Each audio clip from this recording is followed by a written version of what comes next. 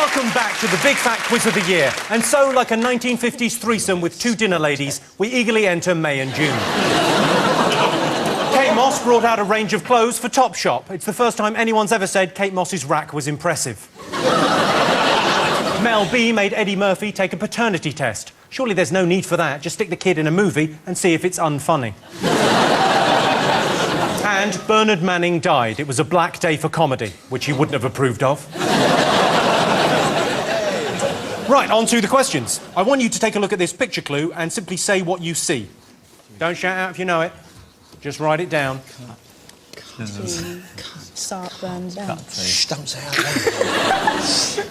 When he says don't say We've out loud, already got it. don't say out loud. Shut up, you. I've already got it. Well, I just heard Noel go, those are scissors. So I'm pretty confident they're on the case themselves. OK, let's crack straight on with the next one.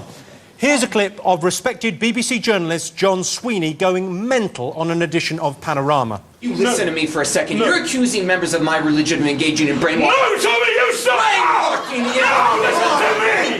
You were not there at the beginning of that interview! You were not there! You did not hear or record all the interview! Do you understand? Brainwashing.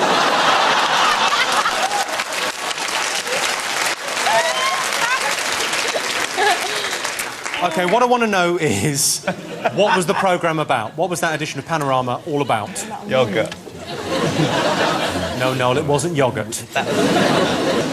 Have a look at this clip of celebrities at the National Television Awards. What are they talking about? I'm hoping it's going to grow on me.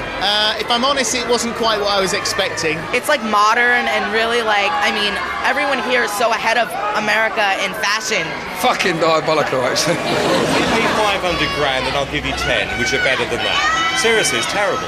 Bright and cheerful. It would have made a great set of placemats. Apparently it's bad if you're an epileptic. I don't know. Did you see the papers when they tried and showed other people's ones? I don't know, it's a lot pink. I mean, did the twins design it? I love it. Oh my God, that's so good. Love it, love it. Love it, love it. Love it. What are they talking about? There you go. Have you all got something? OK. What was unusual about the star of the Prostate Cancer Research Foundation's groundbreaking TV ad? OK. This year's book charts were once again dominated by the autobiographies of people more usually found on the pages of Heat. Can the panel tell me the author of the following extract, lovingly brought to life here by our narrator-in-residence, the legendary John Hurt? Chapter 18, K and P. Everyone in the world saw Kate arrive in her magical carriage. Everyone except me. I was in the bathroom having a cigarette to calm my nerves. I could hear the helicopters, but I wasn't allowed to peek out in case a photo was taken. I was hearing what everyone else was seeing. I could picture Kate arriving in the carriage, and I could hear the people cheering. I could hear the trumpeters playing. Oh, I was so excited. As I stood at the altar, I knew I was going to burst out crying. I walked into the room and I remember Vanessa Phelps winking at me as if to say, good on you. I'm proud of you.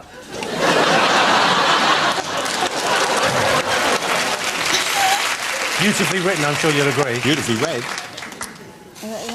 OK. Just does show you, with the right actor, you can get through any old crap, can't you? Yeah, that's really putting him to the test, though, isn't it? OK, let's see how you did in that round. OK, you saw our Say What You See picture clue, but what news story did it represent? What have you got? Let's go to Rob Brydon and David Mitchell. The scissors cut, tease, arc, burns down. Exactly right. Jonathan and Lily? Lily got it. Burns down. That's me doing it. It's Stephen Hawking. It's catching on. Lovely. OK, and Noel and Russell. Well, we've got it right. We've mentioned that you broke our spirits at the top of the page. And Noel has done a wonderful drawing of John Hurt. Well, so, OK, so you get a point, but also sorry for breaking your spirits. How did we break your spirits? I'm sorry. Well, it's the bullying.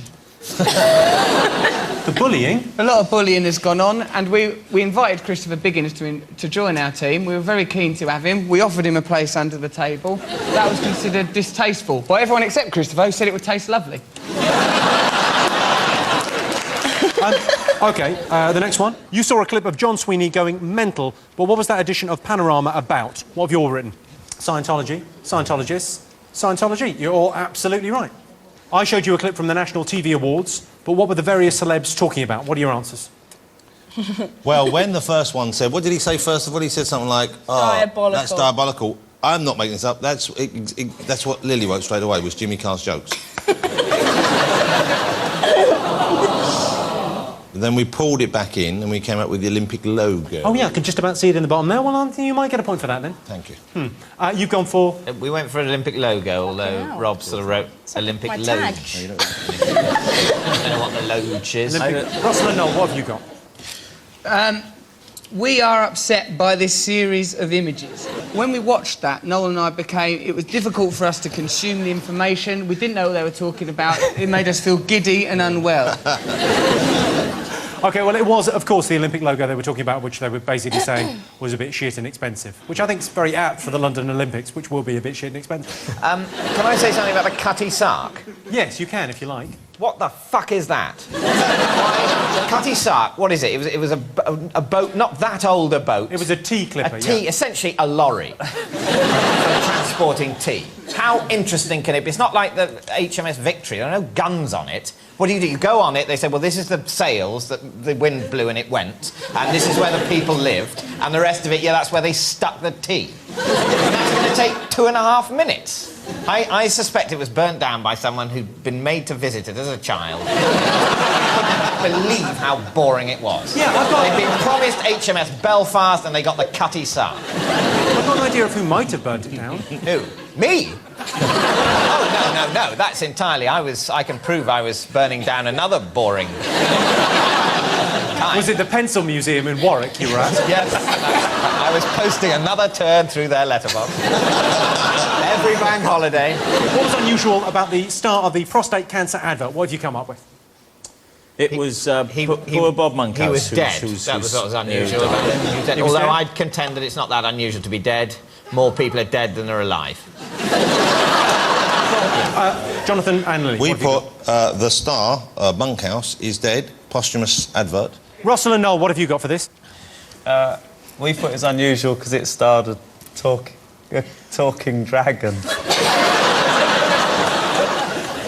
That's the right answer, isn't it? And also, I like the way there's wrinkled bits of paper, like you really worked on that. No, that first draft just isn't good enough. We need to come up with a better answer. So a talking cat, and then a lying skeleton, a twee vampire, and we thought, it's a talking dragon. It's obvious. It's been staring us in the face. I found out it's Bob Monkhouse. It is in fact Bob Monkhouse who starred in the advert. Let's have a look at the ad.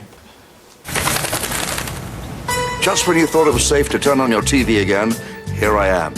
Gosh, 4 years already. Doesn't time fly? What killed me kills 1 man per hour in Britain. That's even more than my wife's cooking. Let's face it, as a comedian, I died many deaths. Prostate cancer, I don't recommend. Did he do that before he died, or was that No, CGI? he did that afterwards. He did a special effects sort of thing afterwards. I think that there was some stuff in from a documentary, and then they used a voiceover artist. We don't get very serious now. They used a voiceover artist, and they used a body double, and they manipulated it. I think that was it. While we're here, I think I might as well do mine for syphilis now. For God's sake, kids, wear a condom. Don't have it off with everyone you meet. He, for example, can be a lot of aggro. Christopher Biggins, very gentle. Give him a whirl. Watch out for the syphilis now. Bye!